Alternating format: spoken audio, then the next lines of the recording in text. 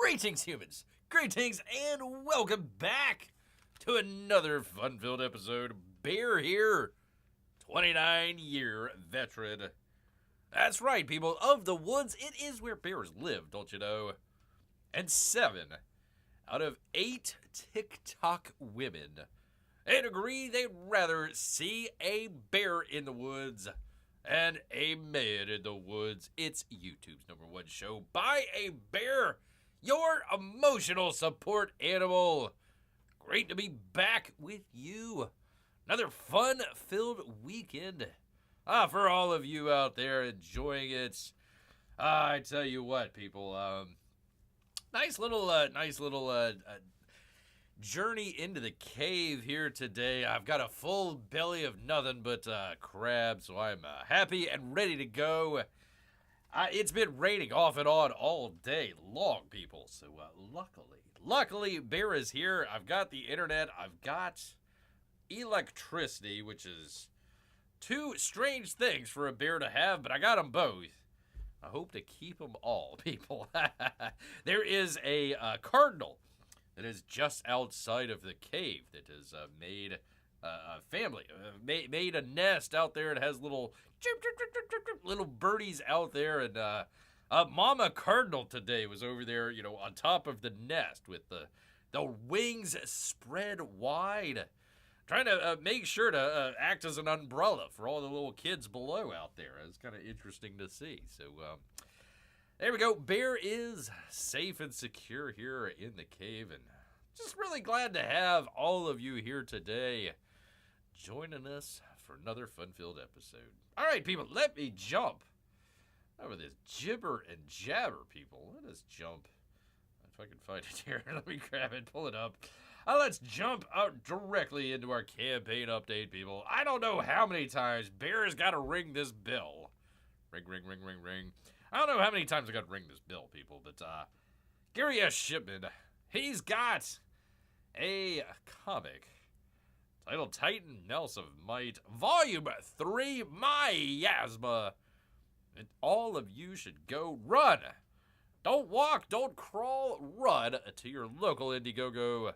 Go check it out, people. I've got a link down there in the description. You ought to go check it out. He's got number 10 coming up. So you got some reading to do if you haven't been reading the Titan before. Get ready for Titan X. I'm just going to call it Titan X, P-Money. What do you think? Titan X, the new book from Gary Shipman out there, where we learn the truth behind Titan and where he gets his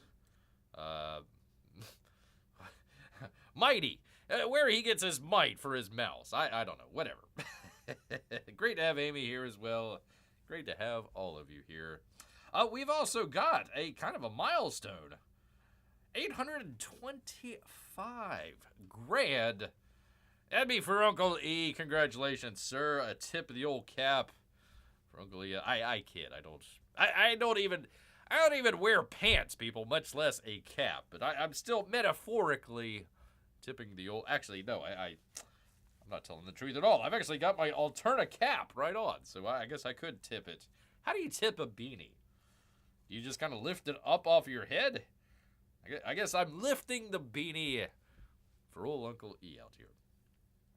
We're doing great to see you as Chinese food tonight. Well, those poor Chinese folks, but, there's plenty of them, P-Money. There's plenty of them. Bear is not really high on people. Usually goes salmon, then trash, and then people. But, hey, a little bit of Chinese, enjoying some Chinese. You're going to be hungry 15 minutes from now, so there you go. Will running actually help me go to Indiegogo? Don't I need to use my fingers to get to the website? Not really sure how any of that works, P-Money, but you click on something and it gets delivered to your door, and away you go, people. So go check it out. Titan Mouse of Might. Gosh dang it, people. How many times do I got to tell you? How many? That's a great question. But we've got another campaign update. for you great people. I'm sorry, I'm battling a burp. It's like burp the bear. It's like right there, right at the edge. Hold on. No, that didn't help. But I'll try, people. I am a professional. So we'll give this a shot, people. From Compass Comics, Graham Nolan, people. He's got an amazing deal for you, people. That'd be original art. Is there any other kind? Unfortunately, it is on Kickstarter. Hi, Friday Monster Maniacs. Well, it's Saturday, but you're forgiven. He's just unleashed a killer new pledge on hashtag Kickstarter. The original art battle commission. You pick 2 of your favorite characters, throw them into an epic showdown, and own a one-of-a-kind original art from Mr. Nolan out here. You can have Batman fighting Bane. You can have, what is that? You can have, I guess that's Batman fighting some sort of tropical location? Not really sure what's going on there, but you can have that if you want. Have that if you want, people. I rarely sell my originals, says Graham, and only open up commissions during campaigns. So this is a once in a blue moon, not quite a full moon, but a blue moon, a shot to snag a piece of his art. Only 5 slots are available, so you better get on it right away. Don't be sleeping. Don't be caught stepping either. You gotta grab yours now before they're gone. Hashtag Monster Brawl for Monster Island. And if you're of the Kickstarter variety, go check it out, people. So there is, I'm trying to figure that out. Okay, I see Batman, I see Bane, I see possibly Batman on the second one. I'm trying to figure out who that other guy, is that the guy from, what was that? What was the comic strip in the newspapers? What was it? He was like in a purple. He's like in a purple outfit. God, not the Punisher. Started with a P. Oh gosh, I'm losing my train of thought here, people. I'm trying to figure out what the heck that is. Who that character is. Anyways, in a tropical location, Batman is probably looking for treasure. Maybe it's a pirate. I don't know, people, but there you go. A blue moon, says Amy, is 2 full moons. So once in a full moon would be twice in a full moon. So once in a full moon would be twice in a full moon. No, twice in a blue moon. Thank you, Amy. I was like, wait a minute. How does that work? The Phantom. Thank you. Thank you, P-Money. Yes, you're correct, sir. Is that the Phantom? It's hard to tell. It's kind of hard to tell, but it may be. I haven't seen that character in forever, so thank you. Let's see, 100 men can't beat a bear, but a burp is his Achilles heel. I think I've got rid of it from laughing, so that is the... Nope. Nope, it's not working. Anyways, I go check out If You So Dare. 11 by 17. Pretty cool. Battle Royale drawn in pen and ink by one Graham Nolan, people. So, if you so desire, you can go check that out, people. Yes, indeed. All right, I've got a full show. A fully loaded show for you, people. And I got to be honest. Well, I'm always honest, but I've got to be even more honester than I've ever been, people, because I've came across something here. Let me bring that up. Bring you good people in here as well. There we go. I came across, okay, I was thinking about this just last night. It's been bothering Bear like the dickens, people. Bothering Bear like crazy. I'm like, okay, James Gunn, you know, he's shooting the Superman movie. He's making the Superman movie. Directing the Superman movie. Like, okay, all right. He comes from the realm, you know, of trauma, very low budget stuff. And then, of course, he went on to make a couple other movies. Guardians of the Galaxy, what was it? The Suicide Squad, yada, yada, yada. So he's been around a bit. It's not like a first-time director or anything like that. But gosh dang it, people. I've had something at the back of my claw here that I just couldn't shake. So I had this story here. James Gunn, Superman, changes truth, justice, and the American way to the human way, and it's like, okay, now we're supposed to talk about this and blah blah blah blah, yada yada yada. Who is this? Jackson Hayes over at comicbook.com. I could go through the article here, but gosh dang it, people, that is not the point. Bear had a bigger point. Instead of truth, justice, is it diversity, equity, and inclusion? I wouldn't doubt that it would be, P-Money. Wouldn't doubt that it would be. But I've had something here. Tell me if Bear is crazy or not here. Tell me if Bear is crazy. I've had this thing about his just kind of bland kind of shots that he's doing. Everything's centered. Everything's like well lit. Even some of the darker stuff, you know, it's lit well enough that you can kind of see what was going on and everything. And I was just trying to figure, like, okay, something's bothering Bear here. I don't know what it is. There's something going on here that just keeps bothering Bear. And I started thinking about this a little bit more. Started thinking about it a little bit more, people, and something came to the old noggin for Bear. I'm going to share it with you. You might say, Bear, well, duh. Yeah, of course. And it might sound like that, but hopefully it's not as... It's going to be an obvious thing, obviously, but I was trying to come up with... again, here we go. Here's another shot.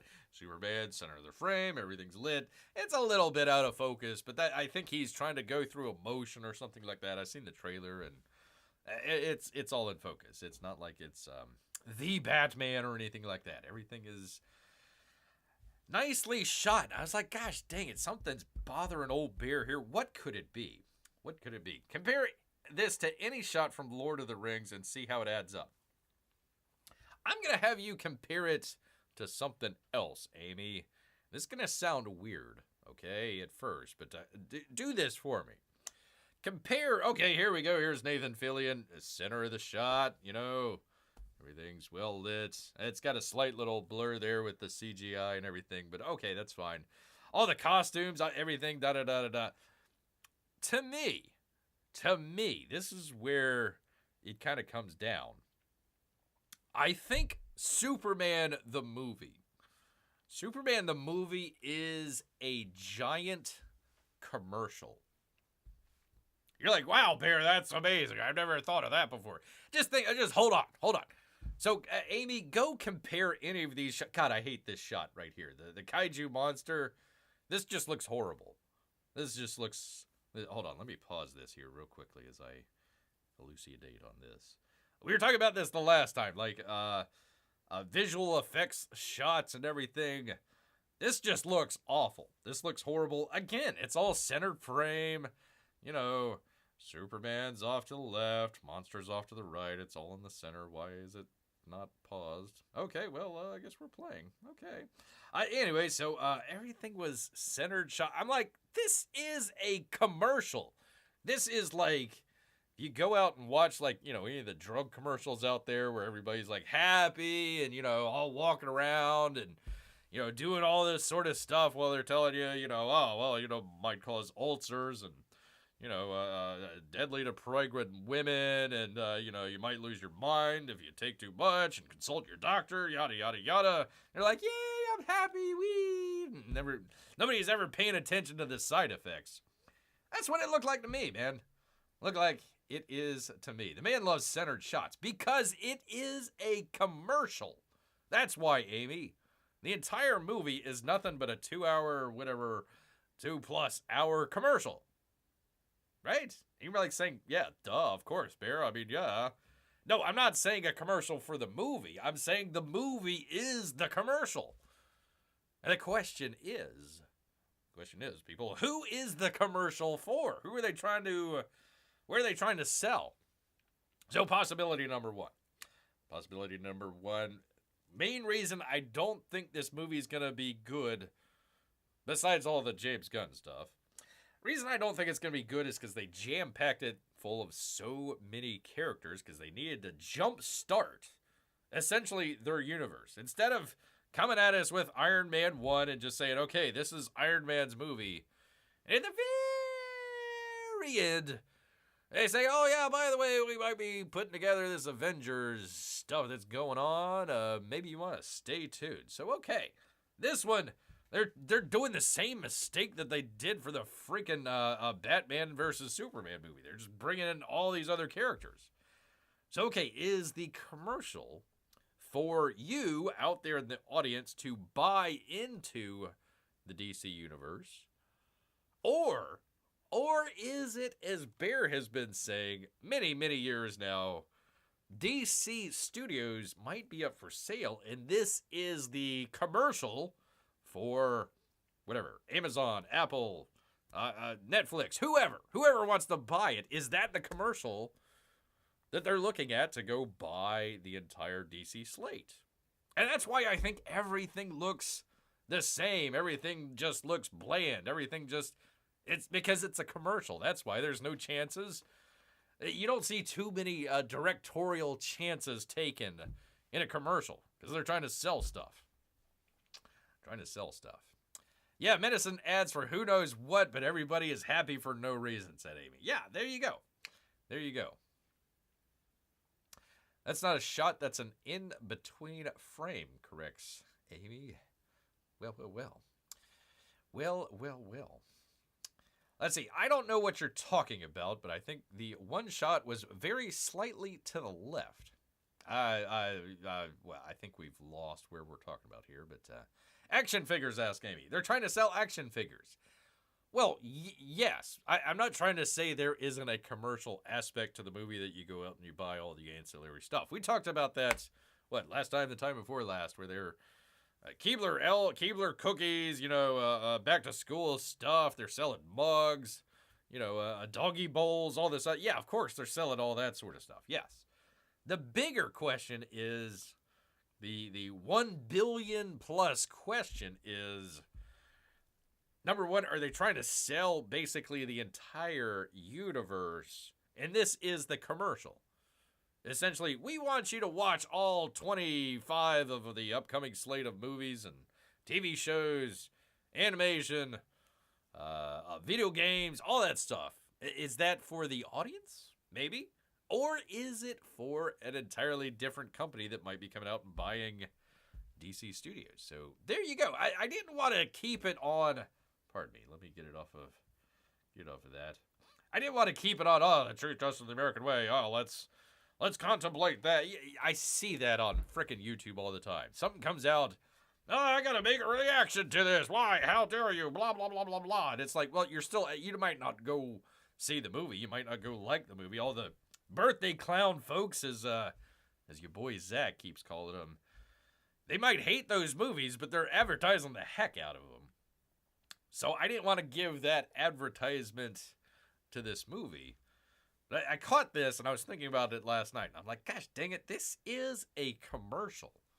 Not really sure who the commercial is for, but it's definitely a commercial. No, they want to sell that Luther mug. Maybe. That might not be a bad idea. Kind of reminds Bear of the Liberal Tears mug, but I'm not sure James Gunn's that smart enough to pull it off. Trying to burp. There we go. Finally. Sorry, people. That has been coming out for a while. There we go. I'll give them this. It does make Luther a narcissist by drinking from a mug with his own name on it. Well, like, how many mugs do you have, like, world's #1 dad or something like that you drink out of, I mean, I would drink out of a mug that had my name on it. If it said Bear on there, yeah, sure. Why not? What the heck, man? Apparently, my wife just found from you, Bear, that Dracula's assistant plays Luther. Dracula's assistant plays Luther. Oh. Okay. Dracula. Wait, what movie was that from? I'm sorry, I'm lost here, people. Just found from you, Bear. Found from me? Okay. Well, I'm glad that I let her know about something I didn't know about, but that's how we do it. That's how you know you're in a professional show. When even the host doesn't know what he's talking about, but still informs somebody else. That's how you know you got a great show going on. Renfield. Oh, okay. I never saw that. Okay. Okay. All right. Yeah. I had not seen that movie, but yeah, it was him and Nicolas Cage, right? Nicolas Cage was Dracula, if I remember correctly, from the Nicolas Cage, right? Right, Amy? If I'm remembering correctly here, people. Got a deep noggin here, but new information pushes out old information, so it's very nebulous up there. Yes, all right. There we go. I knew what the heck I was talking about, even though I didn't know what the heck I was talking about. So, whew, man, oh man. Man, oh man of Shevitz, people. I've got it. Got it going on. Got it going on. Well, speaking of movies, people. Speaking of movies, let's check out the old weekend box office here. Nice. Start of summer, and we're doing pretty good. Well, except for Ballerina. Ballerina is not springing into the rafters, says Anthony D'Alessandro over here at Deadline. One of the most intriguing yet mind-boggling dynamics in moviegoing is that which prevents audiences from getting off the couch, you lazy bobs, even when the word of mouth out there is great. They're saying a Ballerina. They got an A score from CinemaScore, one of the best in the Wick franchise. But it's only coming in at $25 million, and they are perplexed. Over here at Deadline, they can't figure it out. Why aren't more people going to another? And I like Anna, Anna de Armas. I thought she was great in the James Bond movie. No, it was great. She very feminine in there that allowed her character to work. It wasn't like, oh, I'm some bad arse lady. Look at me. That's Deadline. Let me spill the secrets here. That's why people are tired of girl boss kick butt ladies. I don't know how many we gotta go through here to figure. Oh, here we are. Let's see, Charlize Theron's The Old Guard, Gal Gadot's Heart of Stone, Jennifer Lopez's The Mother. Yeah, all blockbusters there. Blockbusters. So, yeah, they did not do as well as they thought. But, and they're wondering why out here at Deadline. Well, there you go. There you go. That's why. We're tired of girl bosses kicking butts. I'm sure it's a great film, but you know, after you lie to your audience so many times, even if you tell the truth, you know, the audience is going to be like, yeah, but you lied to me the last time, so I'm going to stay here on the couch, planted with my butt. There you go. Now I'm interested in what knowledge of Bear the Renfeld info pushed out. Yeah, don't go asking too many questions. Was he good in the movie, asked Amy. I mean, anyone disappears next to Nicolas Cage. If you like Nick Cage being over the top, it's good. P-Money likes Nick Cage being ridiculous over him trying to be serious. Amy says, I like the belly much as the next person. But how many tickets do you expect to sell over a weekend? No, it's not a Ballerina.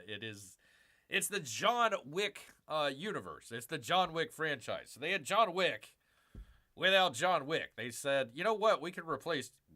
Isn't he dead? Didn't he die? Well, whatever.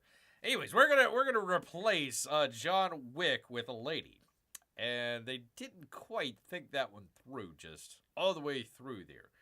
Again, nothing against ladies that kick butt, but when you've had nothing but ladies kicking butt for the past, 5 years plus? Even if it's great, people are just like, I'll catch it on streaming. I'll catch it on the rental.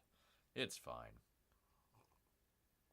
John Wick could be a ballerina, Amy. I mean, a bullet ballerina, if you will. Might be one way to think of it. Anyways, let's get back. I know what the audience comes here for. It is numbers, people. Numbers. Lilo and Stitch still, holy cow, $336 million. Holy moly. I don't know, maybe the Fantastic Four could bomb and they'll be okay. Down 225 theaters.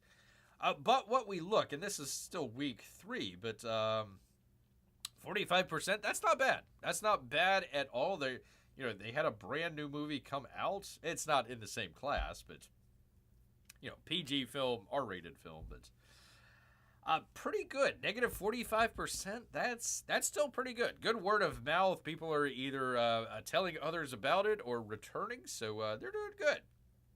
Doing good. Ballerina, 3,409 theaters, just about the same as Mission Impossible. 10 million on Friday. 3-day, they're averaging 25 to 27. I have no idea what this cost. They're probably looking at a little bit higher. They probably want it a little bit higher. I know it's been in the wings for, like a year or something like that. They waited and waited and waited and waited to put this out. So I don't know what took them so long to put it out. Maybe if they put it out, March, April time frame when everything was just not doing really well, maybe they could have done a little bit better. But I really think, okay, you have 2 kids movies here, and then you've got 2 kind of the same kind of action movies here, and then you got a horror film here as well. So I bet you the other 4 films kind of pulled away from Ballerina. It should have came in probably either a little bit earlier in the year or waited maybe till the fall to come out. So probably just bad timing. Bad timing indeed. Oh, they should make a Matrix ballet play, says Peabody. Ballerinas dressed up as robots chasing Keanu Reeves. Well, I think they're making, I forget if they're making a reboot or if they are doing, a Matrix, I guess it would be 5? 5? Yeah. Because they had 1, 2, 3, and then they had the previous one. That's where a Village Roadshow went bankrupt, thanks Warner Brothers. So, it'd probably be a reboot. So I'm pretty sure that's how it's going to go. But all these things getting pushed out of Bear's brain. I can't remember. When you said you got a horror movie, I first thought you meant Karate Kid. No, I would say more kind of a kids. Lilo and Stitch and Karate Kids being the kids movie. I mean, it does have kid in the title. Final Destination would be the horror movie. Or the Phoenician Scheme, one way or the other. Holy moly. You don't see this very often when in the second week you get plus 1,672 theaters. Plus 837%. Wow, look how great it's doing. Holy macaroni. Not really. $6.2 million 2 weeks. Sorry, Phoenician Scheme. Not going to do it. Bring her back. No, leave her behind. She ain't coming back. Dan, Evil Eye. 3 million over 1 week. I have no idea what that is. Hey Siri, what is Dan? A dandan or dendon is a mythical sea creature. Mythical sea creature. Okay, thank you. Okay, I found this on the web for physical sea creature. Okay, thank you. What? Check it out. No, Siri. What are you trying to do? Gosh dang AI. Urgh. Okay, I found this on the web. No, Siri. Hush. Quiet, you. Quiet. Don't you? She says okay. Don't you talk back to me, Siri. Don't you be talking back. Don't you be talking back. All right, I have no idea. Anyway, Sinners still hanging in there. Number 9. Good for them, man. Good for them. $272 million. Old Rooster Cogbird. Good job, man. Thunderbolts, asterisk marks. They're hanging in there a week 6. I don't think that they're going to make their money back. I bet you they might break even. I bet you they'll be out of top 10 next week. And then, what do you think? 8 weeks maybe? And then it'll be on Disney Plus. Streaming's dead, so I don't know why you would go to Disney Plus. But there you go. There is the roundabouts. Thunderbolt's budget was $180. Oh man. Oh man. They did get a little bit of money for product placement and stuff like that, but oof. Ouch. P-Money, do you think if they called it the New Avengers instead of Thunderbolts, it might have done better? Because they were supposed to put out that Avengers movie at this point this year. It was supposed to be the Avengers movie. What was it called? Kang something or another.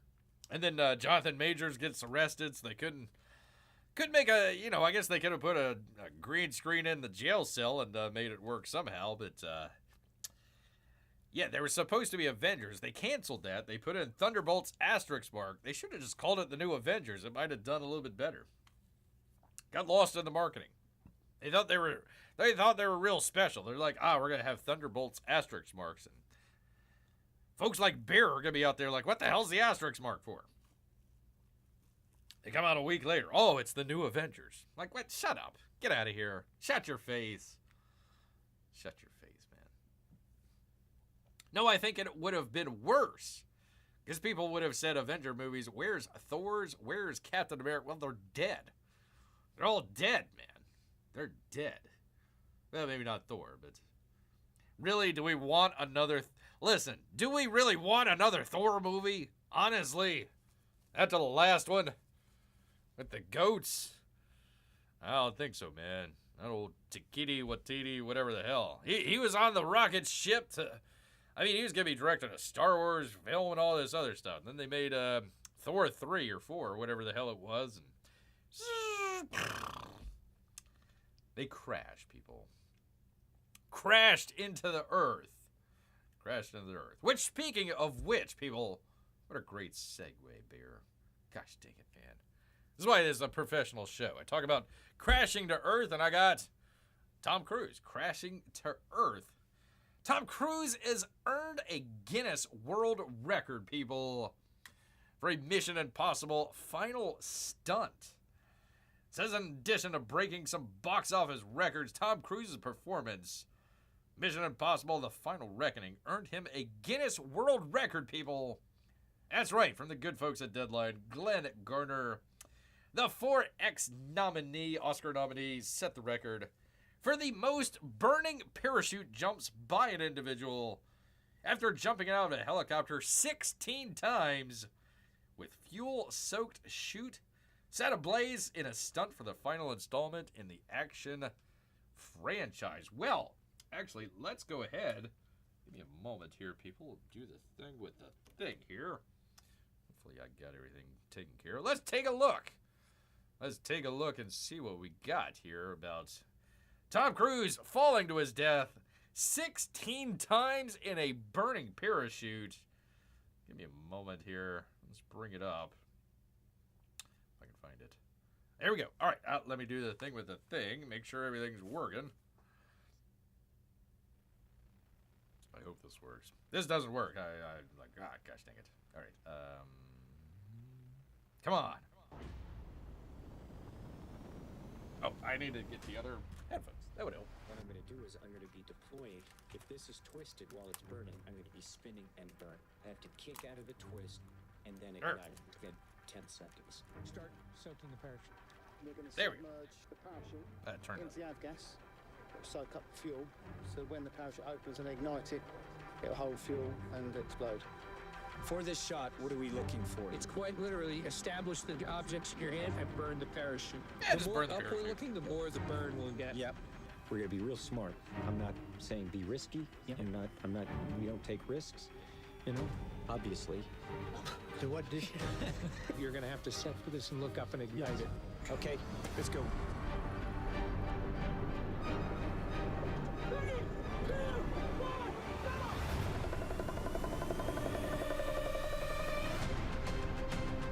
Hey there, Henry. I had to pause it because I hope I'm not going to get struck. This is for education and entertainment purposes. Thank you, Paramount. Good to have you here, Henry.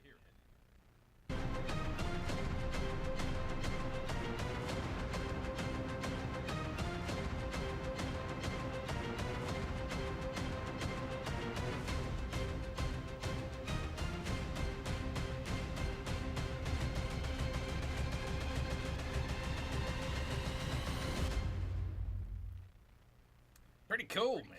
Pretty cool. Up, up, up, up, up.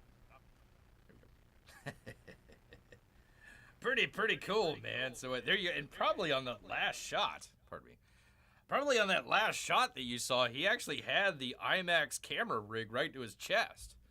So that adds like another at least 40, 50 pounds right there. So he's falling through the sky with a burning parachute, number one, that he's got to detach. He's got a 50-pound camera rig right to his chest that he's got to look in the right direction and all this other stuff. And then he's got to open his emergency parachute before he goes and hits the ground at 160 miles an hour. So pretty cool, man. Pretty cool, as if a bear says so here. There you go. So anyways, let's see. Tom just doesn't play action heroes. He is an action hero. The Guinness World Record editor said in a statement, a large part of his success can be chalked up to his absolute focus on authenticity and pushing. There was no green screens whatsoever there, people. That was all real. Pushing the boundaries of what a leading man can do.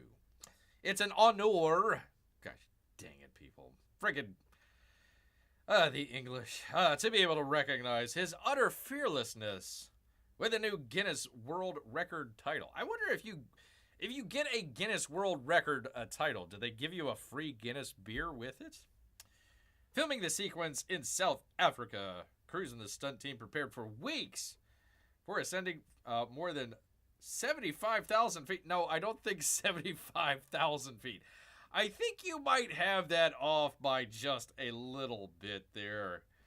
Maybe 7,500 feet. 75,000 feet is like twice as high as airlines fly. And I don't think they were that high. A little bit lower than that. I didn't see him passing airline. I didn't see him on oxygen. If he was jumping out at 75,000 feet, he would be frozen to death or lack of oxygen. Or maybe Tom Cruise is an alien after all. And now we found out. 75,000 feet. Okay. From which the actor jumped with a flaming parachute before cutting himself free and deploying the backup parachute. Yeah, several takes he had a 50-pound Snorri camera rig attached to his body. Whew.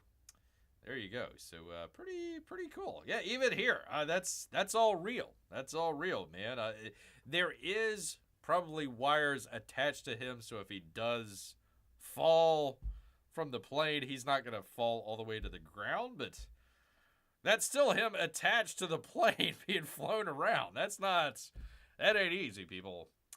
That ain't easy at all. Let's see. Is that a new version of Green Sleeves? Green skis was all my joy, says Peabody. Green skis. Oh, green screens. Green screens. Green skeins. Green skeins. Green screens. Green screens. I've got to enunciate. Enunciate. That's why it is a professional show, people.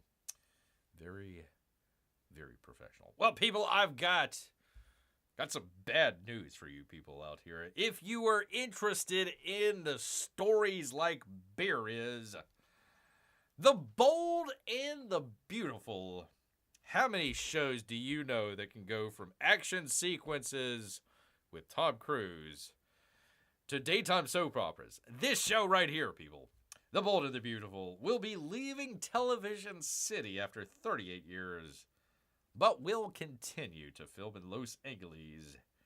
That from Nelly and Driva over here at Deadline. They've got an exclusive, people. The production of The Bold and the Beautiful is on the move. Venerable 1987 launched CBS daytime drama will be leaving the Los Angeles Mid-City studio complex, and it's embarking on a multi-year billion-dollar renovation and expansion. Don't worry, people, the city's not leaving the city.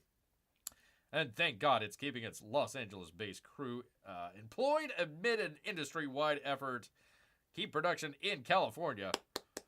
Good on you, people. Good on you, people. It's just relocating 2.5 miles north to the Sunset Los Palmas studios, filming at a new location set to begin August 9th after the show returns from the summer hiatus. People might say, Bear, what the heck, man? Why are we Why are you even talking about this? Because if you take a look at this nice little shot here of this nice little set, you might say, hey, wait a minute, Bear. I've seen this before, and you have, which gives me a great time to be able to pull up one of my favorite of all-time clips. That's right, people. That's right. He's back. Rick's back, baby. Hold on. What the hell's going on here? The hell? You already took Phoebe away from me. And now you're taking Steffi? That's not gonna happen, Rick. It's not gonna happen.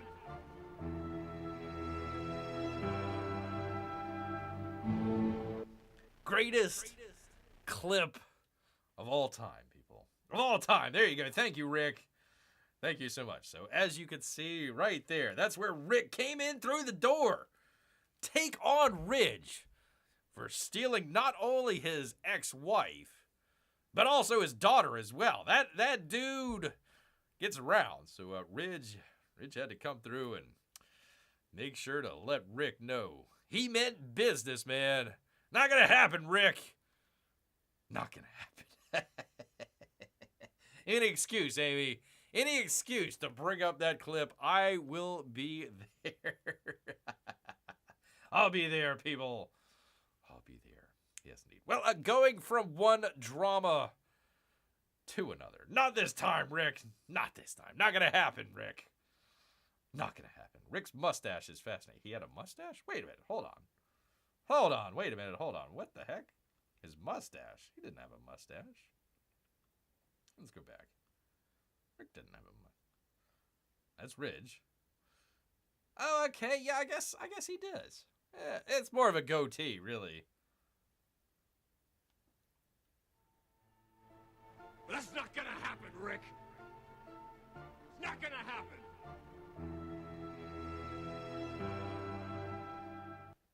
Yeah, I suppose I'll allow it. I'll allow it, man.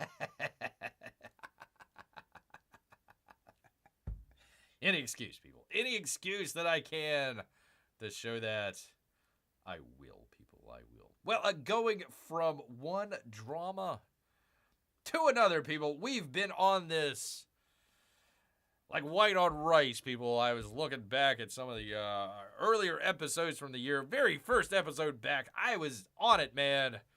I was on it. That'd be the Blake Lively It Never Ends, people, drama. Blake Lively makes a shocking move in the Justin Badoli legal battle. I know why my audience comes here to find out what the heck's going on, man. The twists and turns continue as Blake Lively is trying to abandon her infliction of emotional distress claims against Justin Badoli. A Lively who previously accused Badoli of both intentional and negligent infliction of emotional distress.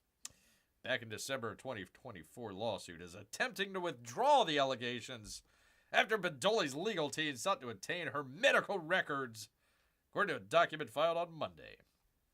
Hollywood drama and crypto news. No. I don't have that much crypto news anymore. I'm sorry. I can go look. I can go out there looking for crypto news if you... Well, actually, you know what? I have a crypto adjacent news coming up here, Amy. I've moved on from crypto over to AI. That is the new grift. So I've got to keep my eye not on the past, but on the future. So hold on. Let me get through a very important that everybody is very interested in. I know my audience out here. Henry is an AI now. Oh, for crying out loud.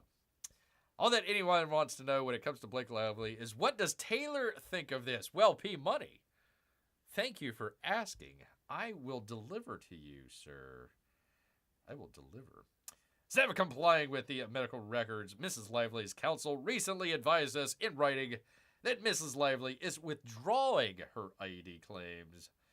Badoli's team responded by filing a viewed by the Post However, Mrs. Lively has refused the Wayfarers Party's reasonable request that the withdrawal of such claims be with prejudice, which actually it was. It was. Wait a minute. Did I get the wrong story? Hold on. I think I did get the wrong story. Oh my God. I'm sorry, P Money. I got the previous story. Oh shoot. All right. Well, long story short, Taylor Swift is just devastated. And she is ignoring calls from Blake Lively. Blake Lively's reps just think it's a misunderstanding, and Taylor Swift will be right back on it. Taylor Swift's reps, no, they're like, no way. Their friendship is broken, people. Not gonna come back.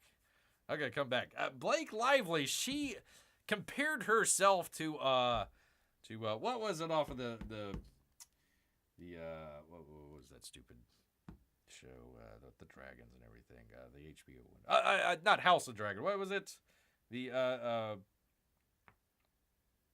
oh God, I'm drawing a blank here. Why? I never saw the show except for the very end when it was stupid. The dragon, oh, for crying out loud.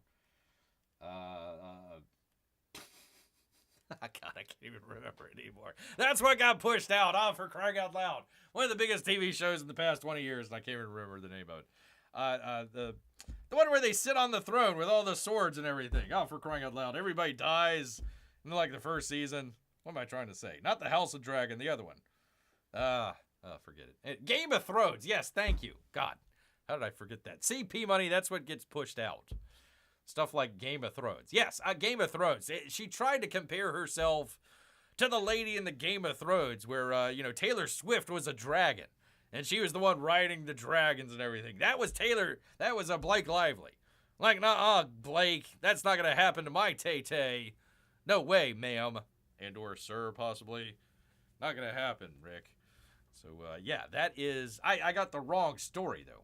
Got the one with the throne. Yes, Peabody, thank you. You asked earlier what got pushed out. That's one of them. That's one of them. So they're never, ever, ever getting back together? Never, Amy. Never, ever, ever, ever. I never watched it, said Henry. Well, good for you. Good for you. So, anyways, that's the long and the short of it from what I can remember. I can remember details about Blake Lively and Taylor Swift's crumbling friendship, but I totally forgot. Hold on, I gotta go back. Game of Thrones. I had to scroll back because I just forgot it again. Oy. So that's not gonna happen, Rick. It's not gonna happen, Amy. It's just not gonna happen. All right, Bear. Well, let's continue on before you forget something else. Something else. For crying out loud. Oh, wait a minute. Hold on. New York Post and Connor Sermonte? We'll go with it. Connor Sermonte. What the heck? Why not, people? Yes, indeed. Yes, indeed. All right. Finally, people, I've got a AI story that all of you can get a chuckle out of until they take over the world, people. Then it will be no laughing matter. From Fox News and Alexander Hall, Fox Business, that is. California residents are enraged by driverless cars forced by regulators to make loud beeping noises, people. That'd be Waymo's unmanned electric vehicles. They're causing headaches in old Santa Monica. That's right, people. So let's go check her out. They say residents of Santa Monica, California, have been complaining and protesting the frequent noise pollution from the driverless cars. Waymo, a driverless ride-hailing company, boy, I never thought I would hear that, is operating in multiple states across America. When the driverless electric cars with rotating sensors were initially viewed as a novelty, but some residents have begun to complain that their charging lots generate near constant noise. And to hear it from residents, the beeping seems to never stop, largely due to a state regulation requiring electric vehicles to audibly reverse like delivery trucks. The lawyer bell. Urgh. I hate that lawyer bell. The LA Times reported they beep as they back out of charging spots. They beep as they reverse navigate around each other. They beep in the morning as they head out to pick up early passengers. And they beep late at night as they return to charge up people. There's a lot of beeping going on. The California newspaper reported that local residents are fed up to the point where some are outright protesting. City officials, a judge, and even the police have been forced to intercede after residents who say the self-driving cars are a nuisance have banded together against the local 56 vehicle fleet. They've reached out to the city. They've called Waymo. Now they're trying some unconventional tactics. The report additionally added using cones, cars, and sometimes themselves. Residents have taken to blocking the Waymos from entering the company-funded parking lot, so much so that the company has called the cops on them half a dozen times. Wonder if it's RoboCop. I want the noise stopped, said a local resident. I thought it was cool. And those freaking noises started, and then I thought, oh no, this can't be happening. It's the robot apocalypse. Well, maybe not that last part, but the beeping. The LA Times reported that Waymo's usage of local lots was a surprise to city officials, who only learned of them when residents begun complaining. Their rival in Santa Monica appears to have flown under the radar. Well, they're cars, so they're not going to fly, but okay. Because they subleased the lot from another company and capitalized on its existing charging infrastructure. A Waymo spokesperson told the LA Times that the company will continue to learn and improve how we introduce ourselves to the new communities when we arrive. Beep, beep, beep, beep, beep. Hi, everybody. They should make directional white noises instead of beeps. I don't know. This sounds like a Dr. Seuss story. It could be. While Waymo has made some efforts to reduce noise, including limiting hours that staff members work at the launch, purchasing quieter vacuums to clean the cars, and installing fast-growing bamboo stands. Okay, locals are unsatisfied. They say, come on, it's lipstick on a pig, baby. That's literally a quote. Mayor Pro Tem Caroline Terrorizing accredited Waymo for its efforts so far, but noted the chief issue is both the state and federal regulations. It's not my fault. It's somebody else's fault. The issue here is they are sounds that a vehicle are required to make. I'm totally sympathetic to the quiet enjoyment of the property, but I'm not doing jack squat about it because I'm getting that sweet, sweet lucre from Waymo when they're checking out these local lots. As local officials work to contact state officials, Terrorizing added further, we need to make sure that we have some of these new business practices coming into the city while not stifling innovation, that we're putting the needs of our residents here in front. No way. A spokesperson for the company told Fox News, Fox Business, whatever, we strive to be good neighbors in the cities that we operate, and we're committed to being a positive presence in Santa Monica. We are in ongoing conversation with the city's Department of Transportation, and we are actively working with the agency as we explore and implement mitigations that address neighbors' concerns. That sounds like a bunch of gobbledygook told bear here. Bear making beeping sounds is going to be my new ringtone. Well, there you go. Beep, beep, beep, beep, beep, beep, beep. I call that the lawyer bill. I hate it. Hate it so much, people. Confounds beer. It literally confounds beer.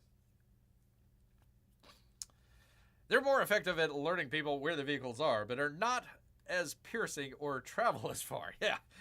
Yeah, you can probably hear them coming and going, people. Coming. I just love the fact that they're putting up cones or other cars in the way to stop the AI cars. I wonder how long it's going to take for them to start burning the cars down.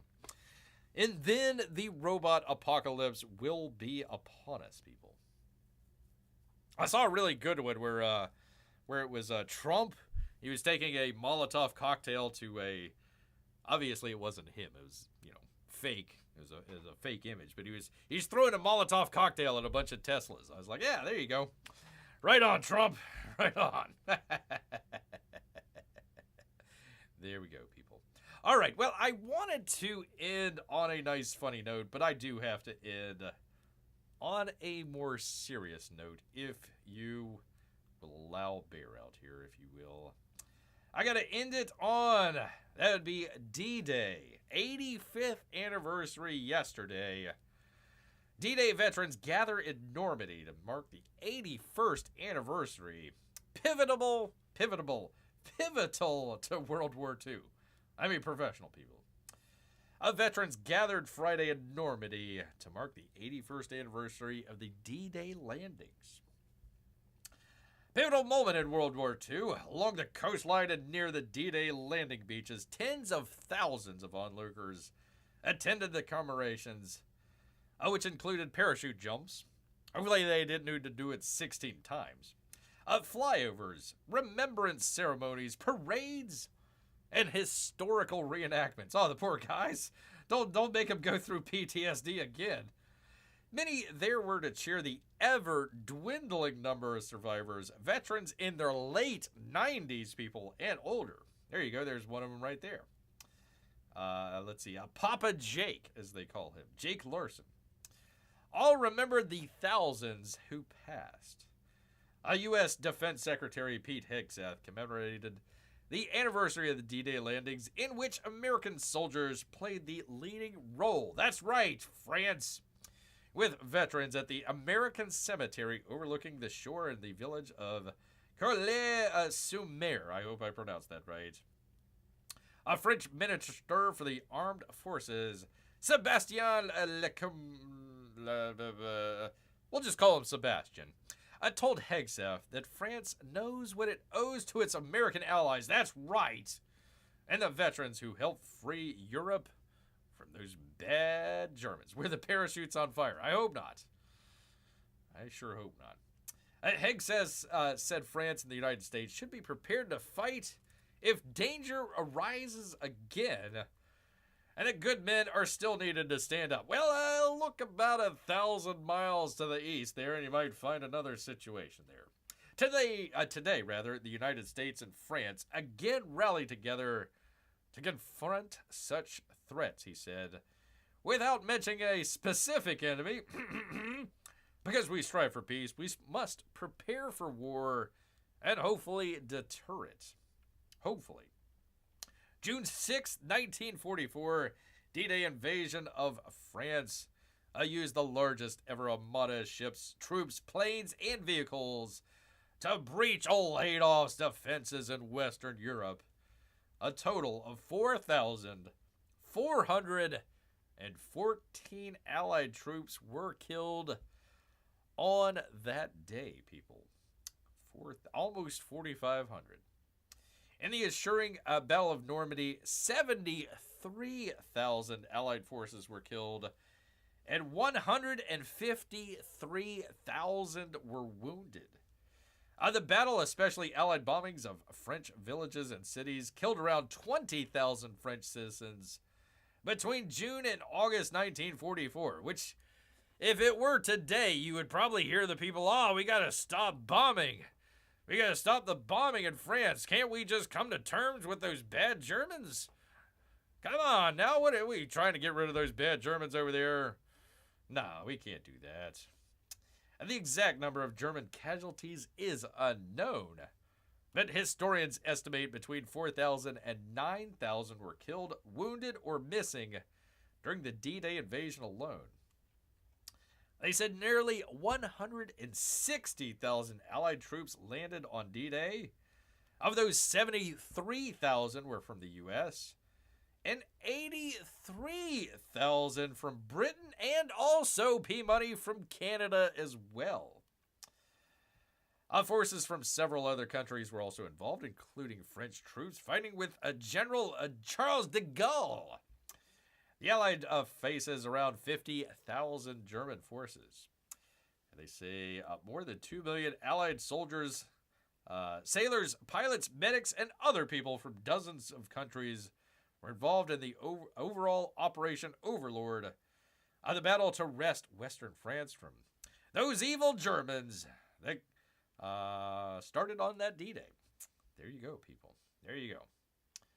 There you go. You got it backwards there, P-Money. It's American flag first and then the Canadian flag. But thank you. Good try. You gotta love events where Canadians and Americans are working together. That's right. Still hard to imagine D-Day happened in June, but it still took almost another year for the bad Germans to surrender. Yeah, they thought that they were going to get them by Christmas of 44. That didn't quite happen. Didn't quite happen. And it was unfortunate. It was unfortunate because half of Germany didn't get to spend the next 40, 50 years, whatever it was, behind the old Iron Curtain. So that didn't really help out much either. So... there we go, people. Here you go. Anyways, I wanted to leave it on a nice, I don't know, would you call this heartwarming? Heartwarming story for today, people. Something to kind of think back on and remember here. 81 years ago, as they were heading off and climbing those cliffs, battling those evil Germans. We freed France, and all we asked was one thing. I says, we need a place to bury all our people. That's it. Actually, France was nice enough. Not only in World War II, but also World War I as well. I actually got to see some of those sites when a bear went to France for his little tour with the little Japanese fellas that were helping us out. Not the actual Japanese, the Japanese Americans. They couldn't send them to Japan. They couldn't send them to the Pacific because they were too worried. So they sent them over to Europe. Sent them over to Europe instead. So there you go, people. There is your nice little story to round it out for the old evening, people. There we go. All right, where is it? There we go. There we go, people. There we go. So hope that warmed your heart as much as it did bear out here. Still, you're not going to have those guys around much longer, so we got to be able to say thank you and salute to you, sirs, because 90 plus years, I mean, you're pushing the edge there. You're definitely pushing the edge, so I'm glad that they were able to get back one last time. Thank you, Amy. Thank you so much. I'm so glad that you enjoyed it. So glad that you enjoyed it. Picture looks apocalyptic. Looks like the moon is about to smash into Earth. Well, it is a full moon. The full moon, I kind of like the picture, so I went with it. I says, it's a nice thumbnail. Let me go with it. Because we got the full moon in like a couple days, so. Gosh dang it, I get to the end of the show and I'm like burping like crazy. You did not know that Bear was holding back burps through that entire news story, but I was. So that's how much of a professional Bear is. There you go, people. There you go. All right, well, we also do on Mondays and Tuesdays, Henry, if you want to come by, a little show called The Chat Council. We're playing a little video game called Civilization 7. Having some fun, even if you don't care about the game. Just come on by, hang out with friends, or make some new ones out here. We do that every Monday and Tuesday, so we'll see you back here Monday or Tuesday. We also do this show every Wednesday and Saturdays here at 8 o'clock. So I want to thank everybody that stopped by here. That'd be Henry, Amy, possibly Melissa as well, P Money, Mrs. P Money. Thank you so much for the shout out there. Renfield. Who am I forgetting? Am I forgetting somebody? All of our Russian bots and lurkers. If I'm forgetting anybody, I'm sorry. But I want to say thank you to all of you and hope you enjoy a great weekend. If a bear is holding back burps, no one knows, is he really burping? That is one of the conundrums for the ages, people. There you go. There you go, people. Well, anyways, people, all this talk about self-driving cars has made Bear hungry, so he's gonna head back into the woods. So until next time, counting 1 for Jiminy Cricket, counting 2 for Jiminy Cricket, counting 3 for Jiminy Cricket, and oh, Jiminy Cricket here. Grrr. Grrr. Night, everyone.